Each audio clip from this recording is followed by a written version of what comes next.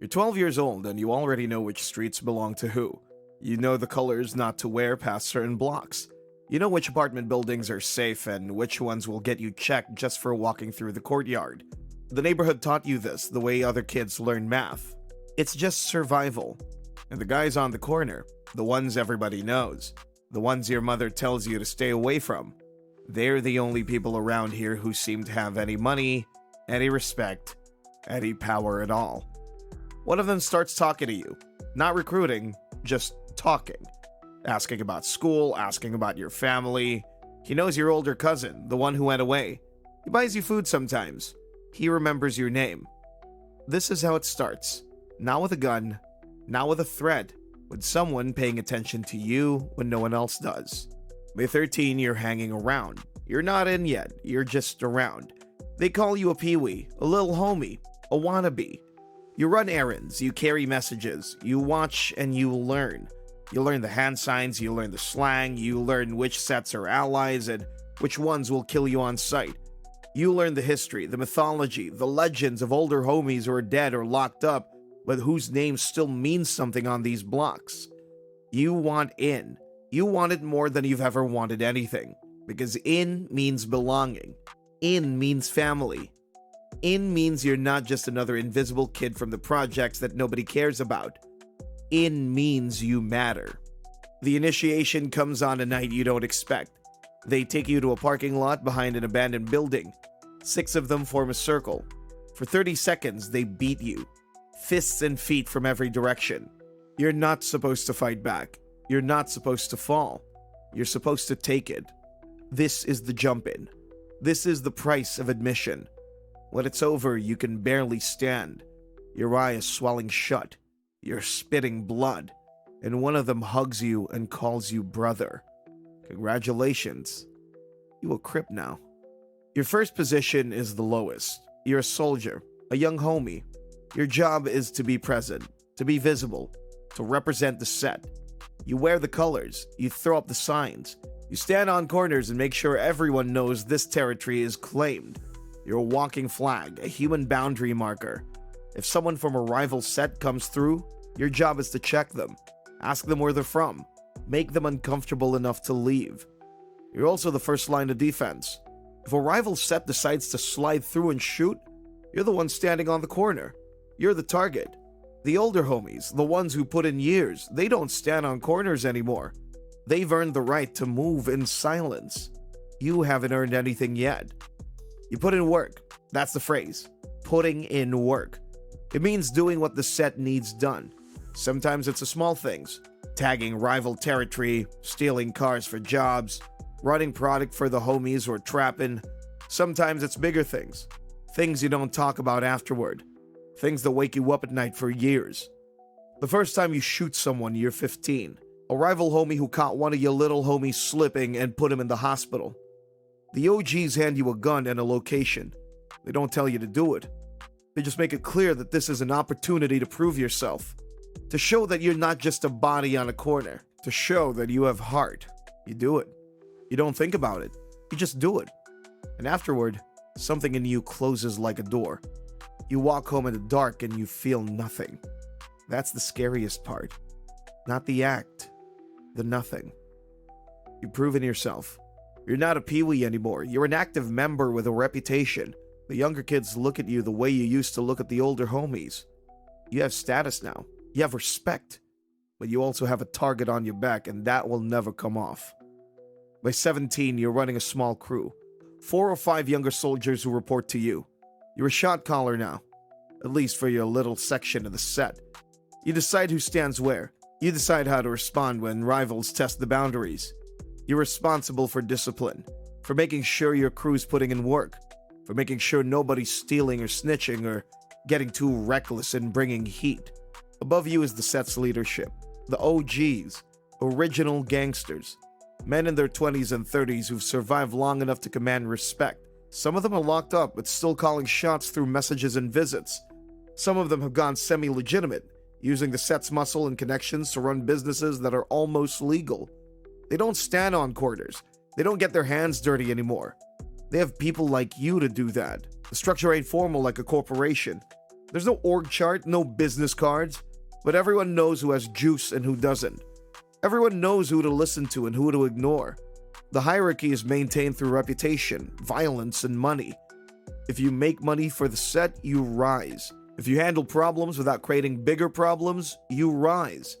If you show weakness, you fall. Sometimes falling means losing status. Sometimes it means losing your life. You're 19 now. You've been shot twice. You've been arrested 4 times. You've lost count of how many funerals you've attended. Your best friend from childhood is dead. Your cousin's doing 20 years. Everyone you jumped in with is either locked up, dead, or so deep in their life that they can't see daylight anymore. You've risen to a position of real authority within the set. You're an OG now, or close enough. The younger homies come to you for permission, for advice, for judgment when there's a dispute. You have soldiers who would kill for you, who would die for you, who call you big homie with genuine respect in their voices. You also have enemies who think about you every day, rivals who remember what you did when you were 15, family members of people you've hurt, police who have your picture on a wall somewhere, building a case brick by brick. Every day you wake up is a day someone might decide to end you. The money's good now. You're not trapping on corners anymore. You're overseeing operations, taking a cut from the younger homies who trapping, running crews that handle robberies and extortion. That set has businesses now, legitimate fronts that wash the cash and provide jobs for homies who need a parole-friendly address. You're a businessman, a community leader in the most twisted sense of the word. But the paranoia never stops. You can't trust anyone completely. The homie sitting next to you might be cooperating with the feds. The girl you're seeing might be connected to rivals. The young soldier who's always eager to prove himself might be planning to take your spot the fast way. You've seen it happen. You've made it happen to others. Think about getting out. Everyone thinks about getting out. But the set isn't something you'll leave. You can go inactive, you can move away, find a job, try to build something legitimate, but if you're still a Crip, you're still bound by the codes you swore to uphold. If someone from the set needs help, you help. If someone calls on you, you answer. The jump in was for life. They told you that when you were 13. You didn't understand what it meant. Now you do. You've seen homies try to leave. Some of them made it, moved to other cities, got jobs, had kids, never came back. The set let them go because they'd put in enough work, paid enough dues, earned the right to peace. Others weren't so lucky. They tried to leave with debts unpaid, with secrets that made them dangerous, with beefs that were still active. They didn't make it that far. You're 23 when the feds finally come. RICO case. They've been building it for years. Wiretaps, informants, surveillance.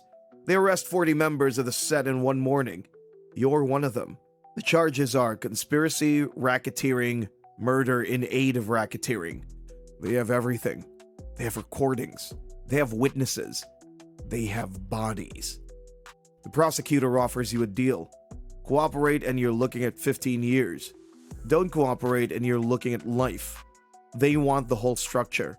They want names, dates, and bodies. They want you to testify against the homies you grew up with, the brothers you bled with, the only family that ever made you feel like you mattered. You don't cooperate. You can't. Not because you're brave, because you know what happens to snitches. You've seen it. You've done it. You'd rather die in prison than live looking over your shoulder, waiting for the day someone finds you and makes you an example. The sentence is a life without parole. The judge calls you a predator. The prosecutor calls you a kingpin. The newspapers call you a monster. None of them know your name. Not your real name. Not the 12-year-old who just wanted someone to pay attention. Not the kid who got jumped in because he wanted to belong somewhere. They only see what you became. They don't see how you got there. You're transferred to a federal penitentiary. Maximum security. The cell is 6 by 8. The yard is controlled by the same politics you lived by on the outside. Crips in one section, rivals in another. Alliances and beefs that followed everyone inside. You'll spend the rest of your life navigating the same hierarchies, the same codes, the same violence. The walls just got smaller. You lie on your bunk and think about the kid who used to run errands for the homies on the corner. You think about the moment they hugged you and called you brother. You think about every choice that led you here, except they didn't feel like choices at the time. They felt like the only options available. Somewhere right now there's a 12-year-old standing on a corner, watching the older guys with hunger in his eyes. Someone's paying attention to him, asking his name, buying him food, making him feel like he matters. The cycle doesn't break. It just finds new bodies to feed through the machine. You were one of them. Now you're in a cage. And another one is being made right now on the same blocks, by the same forces, with the same inevitable ending. That is your life as every position in the Crips, from Pee-wee to OG to federal inmate, from invisible kid to shot caller to number. The set gave you everything you thought you wanted: family, respect, power, identity. Then, it took everything else.